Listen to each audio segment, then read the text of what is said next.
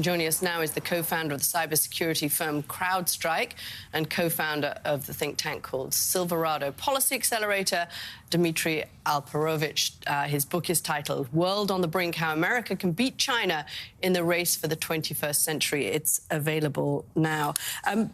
Dmitri, we've seen the Chinese kind of buzzing Taiwan, encroaching onto this air defense identification zone, the zone around Taiwan, with both ships and with aircraft. For the last 3 decades, China has been building up its military with longer-range missiles.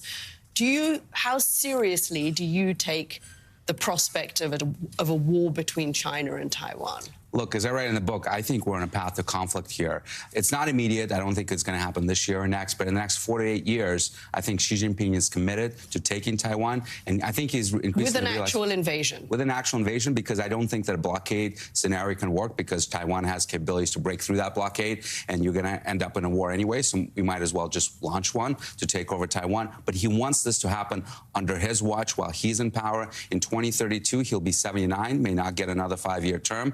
And their system, unlike ours, perhaps, they don't tend to elect their leaders into their 1980s. So that next 8 years is going to be really dangerous. What does that invasion look like, though, Dmitri? How does that start? How does it proceed? Can it be done without a blockade? I mean, because of the resupply issue? How does this work?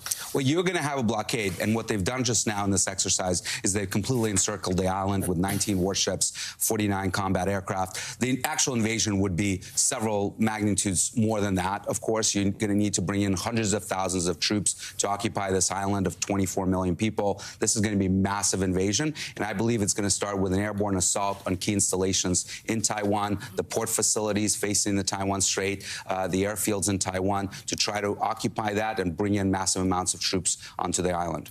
Richard, what would be the hazard for U.S. forces in the region under Dmitri's scenario if they wanted to try to defend Taiwan, given that the PLA, People's Liberation Army, now has long enough range missiles that it can actually strike U.S. assets in the region? How would they get close enough to defend Taiwan, but far enough away to keep themselves safe?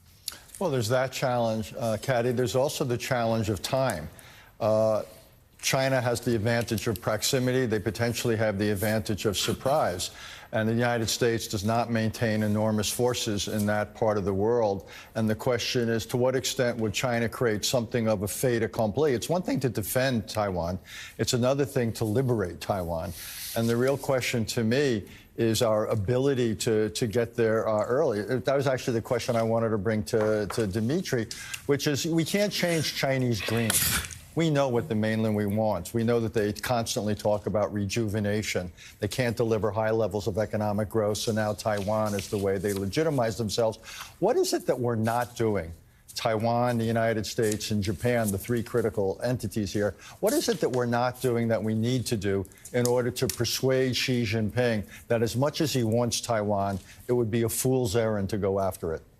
Well, I think we need to engage in aggressive deterrence across the entire spectrum of our capabilities. Certainly military, we need to expand our ability to deploy missiles and naval mines and drones near the Taiwan Strait to be able to strike the Chinese armada as it's crossing the strait. But we also need to engage in economic deterrence. The name of the game for Xi is going to be to try to keep America out of this conflict, because he knows that if we're not coming to Taiwan's aid, he can defeat Taiwan. He can defeat the Taiwanese military. So he's going to try to send us a message that he can ruin our economy by increasing our reliance on semiconductors produced in China, critical minerals like rare earths and others that are refined and processed in China that we need to manage our economy.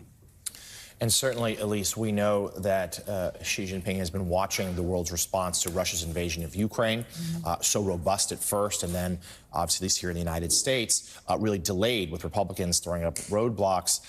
He has to be keeping an eye also on the American political system, knowing that certain candidates for president might be less inclined to intervene than others. No, definitely, and he's watching which candidates he thinks, who would be more receptive, perhaps, although I don't think that Donald Trump necessarily would be.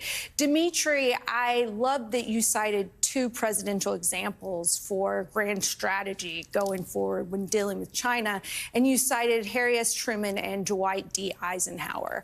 What is it about those two presidents? What can we learn about how we can pursue a relationship that's productive with China?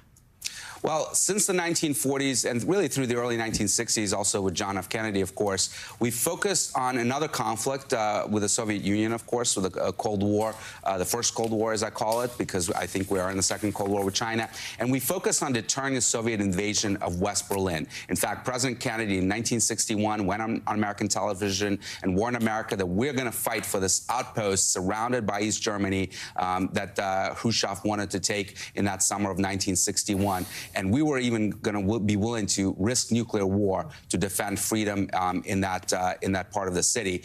Well, I think the same thing is now playing out in Taiwan, where we have to make a case to the American public that Taiwan is really important to the U.S. interests, not just because it produces so many semiconductors that we rely on in our new digital economy, but also because of its vital geopolitical position. General Douglas MacArthur in 1950 had called Formosa, or Taiwan, as Taiwan was called at the time, an unsinkable aircraft carrier. It is key to the domination of Asia. If China takes Taiwan, it's going to be able to expand its security and economic influence in a really vital part of the world and diminish ours. Okay. There is, of course, some feeling in Beijing that if Europe and America won't defend Ukraine to the hilt, why on earth would they defend people out in Asia?